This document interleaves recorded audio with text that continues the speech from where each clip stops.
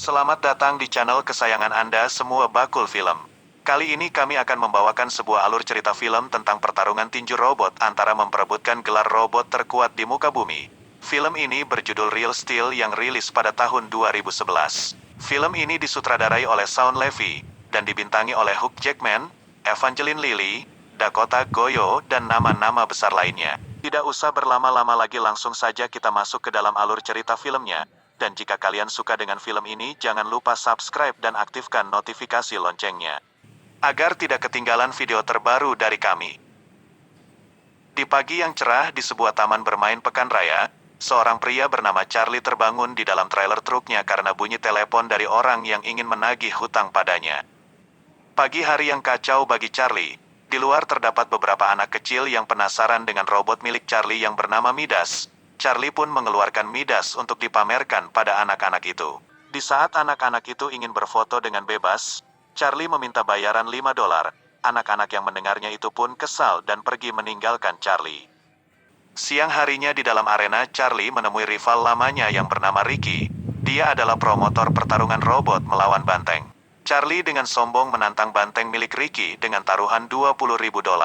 Sebenarnya Ricky ragu kalau Charlie punya uang. Namun Ricky berani menerima tantangan Charlie dengan mengancam kalau Charlie kalah dan tidak mampu membayar, maka dia akan menghajar Charlie hingga sekarat.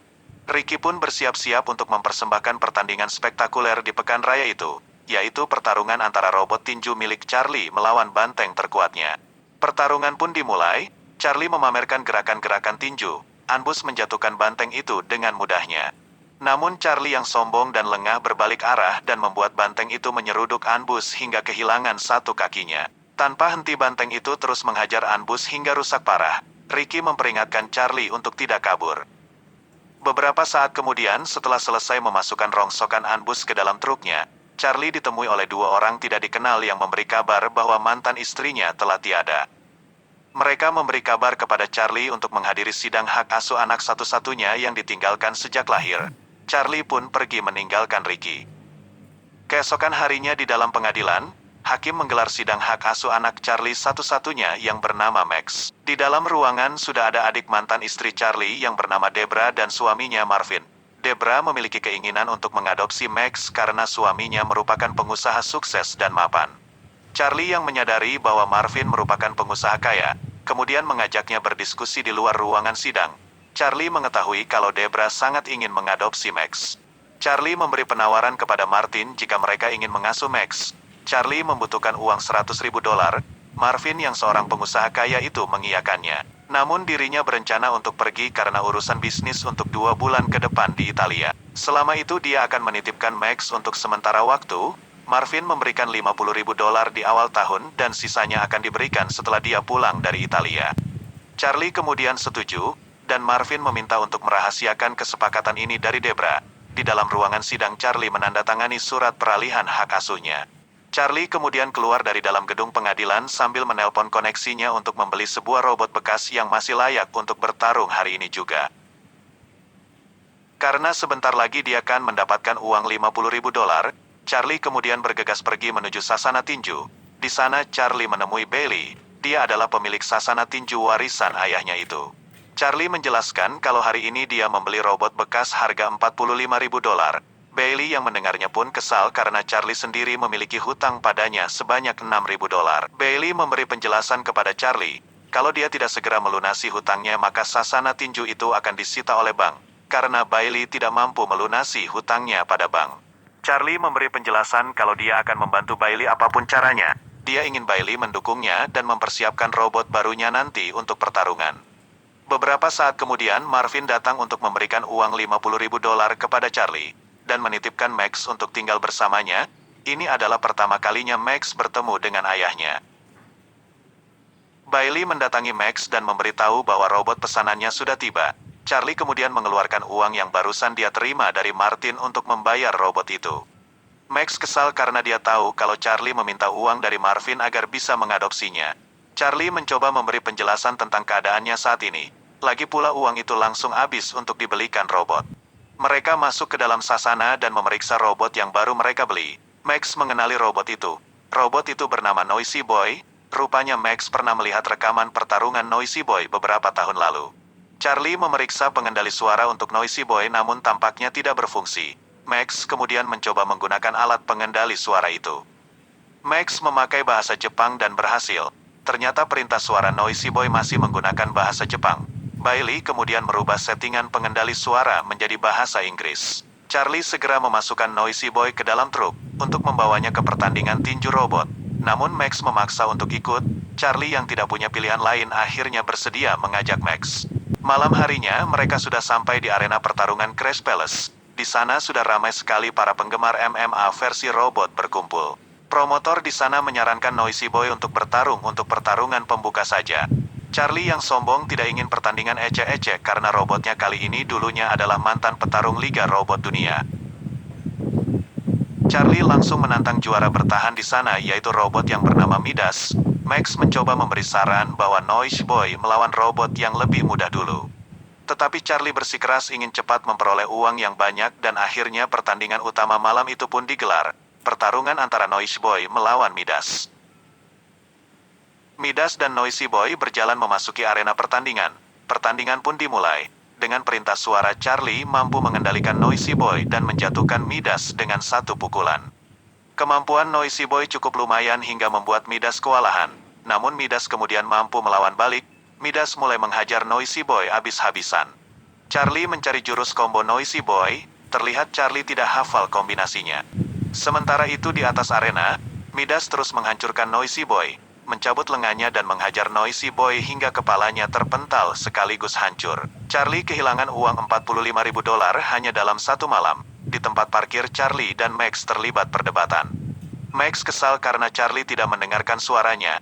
Dia tahu kalau Noisy Boy belum siap untuk bertarung karena Charlie tidak hafal semua jurus combo milik Noisy Boy. Mereka pun kemudian pergi dari tempat itu untuk mampir ke lokasi pembuangan sampah robot, untuk mengais spare part bekas yang mungkin bisa dirakit untuk menjadi robot. Di dalam mereka mengendap-endap, menghindari kamera CCTV yang mengawasi tempat itu. Tiba-tiba turun hujan dengan lebat. Max melihat rongsokan robot dari generasi pertama. Charlie menjelaskan kalau dulu orang membuat robot dengan ukuran kecil seukuran manusia untuk bertarung. Dan lama-kelamaan popularitas pertarungan tinju robot menggeser olahraga tinju manusia.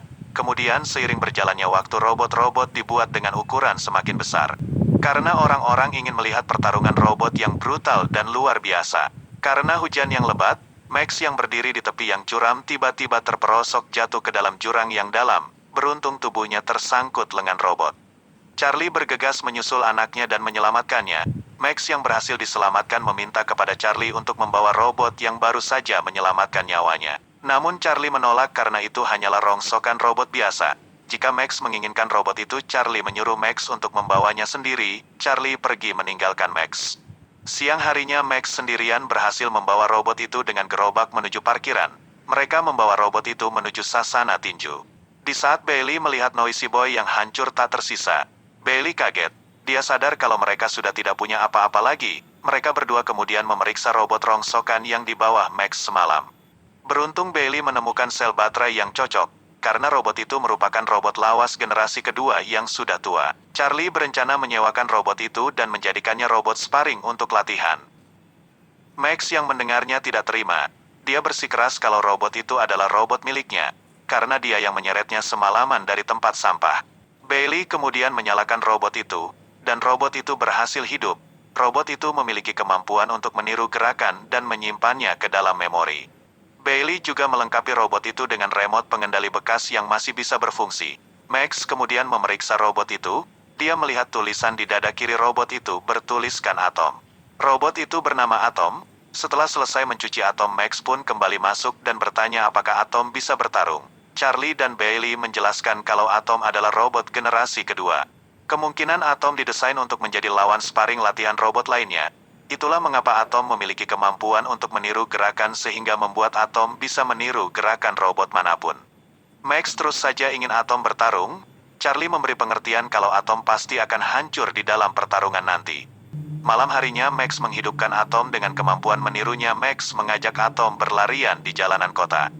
Di satu momen Max menyadari kalau Atom berbeda dari robot lainnya. Seperti Atom memiliki kesadaran, Max pun tersenyum dan berkata tidak akan memberitahu siapapun tentang hal ini. Mereka pun berlari kembali menuju sasana. Pagi harinya Max bertanya kepada Bailey tentang masa lalu ayahnya sebagai petinju profesional. Bailey yang mengenalnya sudah lama menunjukkan sebuah artikel pertarungan ayahnya dengan seorang juara dunia. Charlie mampu membuat sang juara dunia itu kewalahan. Charlie bertarung dengan luar biasa seperti berdansa dengan lawannya.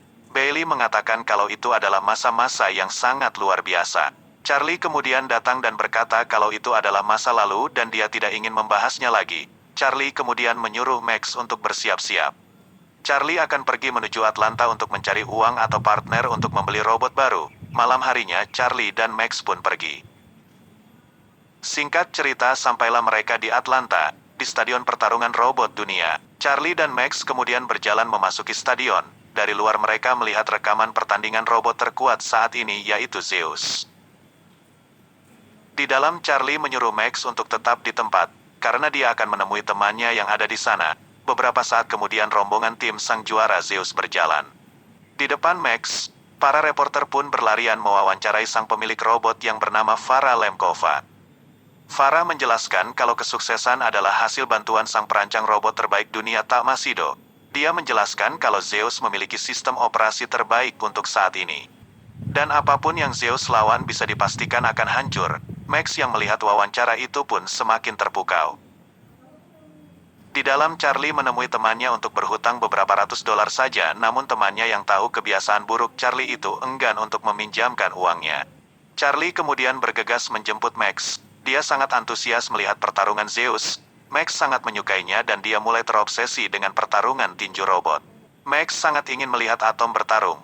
Charlie yang capek mendengarnya kemudian memiliki ide untuk membawa Atom bertarung di pinggiran kota agar Max bisa diam. Pagi harinya di parkiran stadion, Charlie terbangun. Di luar, Max ternyata sedang memprogram Atom untuk gerakan-gerakan combo yang kemudian disimpan ke dalam memori milik Atom. Max tidak sabar untuk membawa Atom bertarung. Siang harinya mereka ke suatu tempat yang bernama Zoo. Di sana terdapat arena pertarungan robot real steel. Pemilik tempat itu yang bernama Kingpin membeli penawaran jika robot milik mereka bisa bertahan selama 1 ronde. Dia akan membayar 1.000 dolar, namun jika tidak, robot milik mereka akan jadi miliknya. Max pun kemudian setuju. Mereka membawa Atom ke dalam arena. Kingpin mempersiapkan robotnya yang bernama Metro. Pertarungan pun dimulai. Metro mampu menghajar Atom habis-habisan. Charlie mencoba memberi arahan kepada Max yang mengendalikan Atom. Max terlihat kesulitan. Charlie kemudian sadar, sebentar lagi 1 ronde akan berakhir, dan jika Atom mampu bertahan mereka akan mendapatkan 1.000 dolar. Dia menyuruh Max untuk terus bertahan. Atom sempat tumbang namun masih mampu untuk bangkit lagi. 1 ronde berakhir. Kingpin menawarkan 1 pertandingan lagi dengan menggandakan hasil taruhan tadi. Charlie mencoba menasehati Max karena kemungkinan besar mereka akan kalah. Namun Max memiliki kepercayaan diri tinggi untuk bisa menang. Ronde kedua pun digelar. Kali ini Max sudah bisa membaca pergerakan Metro dan menghajarnya dengan 1 pukulan. Pukulan itu membuat Metro mengalami kegagalan sistem dan tumbang. Atom mampu mengalahkan Metro. Charlie mendapatkan uang yang dijanjikan dan kemudian pergi. Mereka diberi undangan oleh orang yang memberi pertarungan selanjutnya. Pagi harinya di halaman tempat penginapan, Max kembali memprogram gerakan untuk Atom. Di saat bosan, Max kemudian menyetel musik dan mulai menari. Atom pun bergerak meniru gerakan Max. Mereka berdua menari di halaman.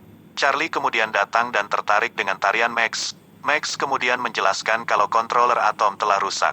Dia kemudian memodifikasinya dengan memasukkan spare part milik Noisy Boy, sehingga membuat Atom bisa dikendalikan dengan perintah suara. Max meminta Charlie untuk mengajari Atom gerakan tinju yang nantinya program itu disimpan ke dalam memorinya. Charlie awalnya menolak namun akhirnya dia mau dengan syarat Max dan Atom akan menari setiap kali mereka akan bertarung. Max yang malu itu pun terpaksa mengiyakan kesepakatan itu. Malam harinya Charlie mengajari Atom bertarung. Dengan mode meniru, Charlie mengajari Atom semua jurus yang dia kuasai.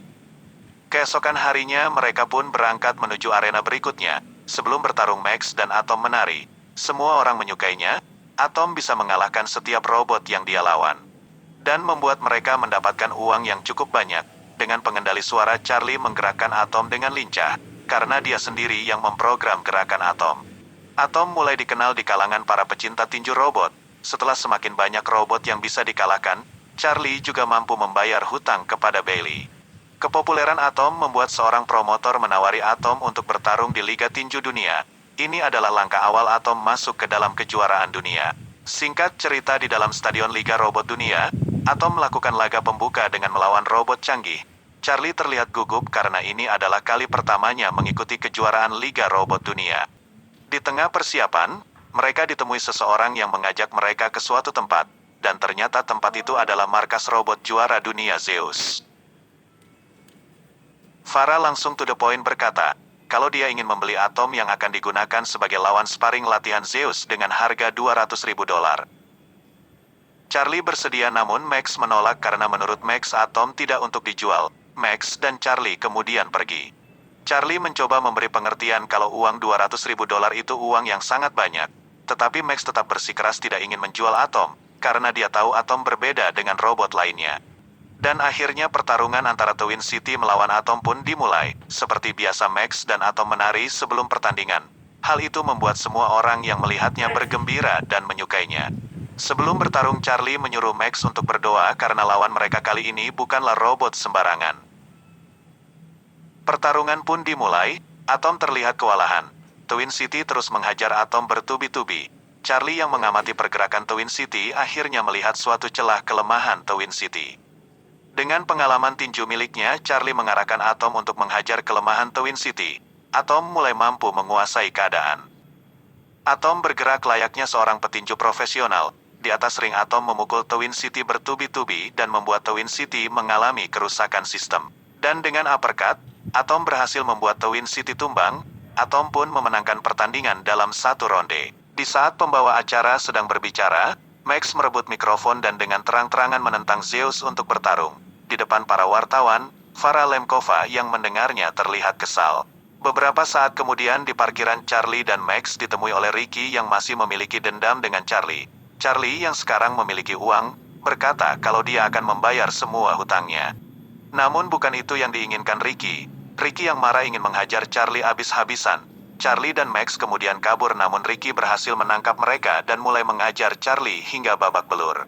Tak cuma itu saja, dia juga merebut semua uang di tangan Charlie, dan kemudian mereka pergi. Saat Charlie dan Max beristirahat, di dalam mobil Charlie berpikir bahwa dia bukanlah ayah yang baik untuk Max. Siang harinya Charlie mengantar Max ke rumahnya Marvin, karena Charlie sadar kalau dia adalah orang tua yang buruk. Charlie menyerahkan Max kepada Marvin yang sudah pulang dari Italia, karena memang mereka adalah orang tua asuh resmi Max. Marvin mencoba memberi uang sebesar $50.000 kepada Charlie, namun Charlie menolak uang itu. Charlie kemudian melanjutkan perjalanannya menuju tempat Bailey.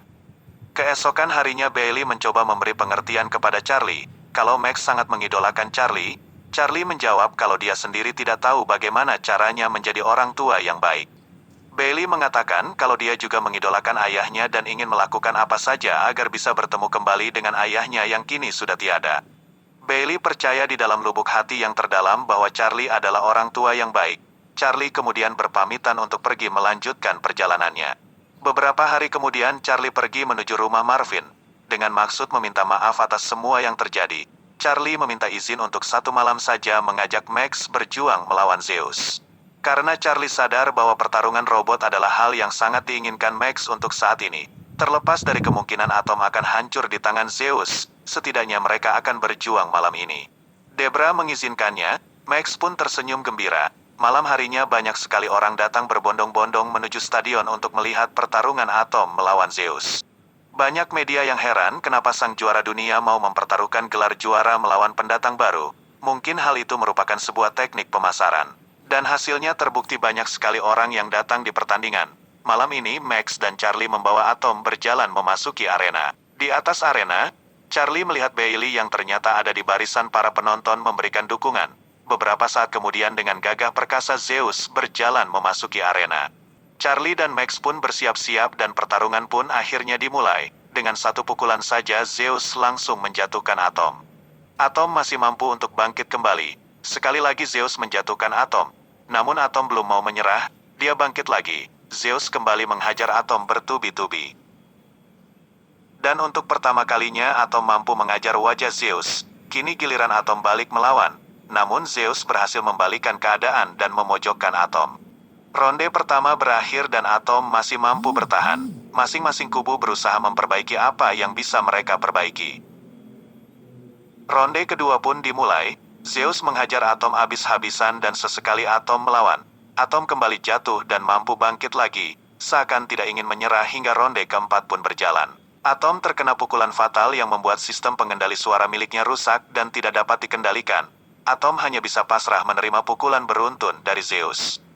Ronde keempat berakhir, Max mematikan sistem pengendali suara di tubuh Atom, dan mengaktifkan mode meniru. Max ingin Atom meniru setiap gerakan Charlie, sehingga Atom bisa bergerak lebih leluasa dan lebih cepat. Awalnya Charlie menolaknya, namun Max terus meyakinkan kalau Atom pasti bisa menghadapi Zeus dengan bantuan Charlie. Charlie yang tak punya pilihan lain akhirnya mengaktifkan mode peniru di tubuh Atom. Ronde terakhir pun dimulai, Charlie menggerakkan Atom dengan meniru gerakannya dari luar ring. Charlie terus bertahan dan menantang Zeus untuk terus maju.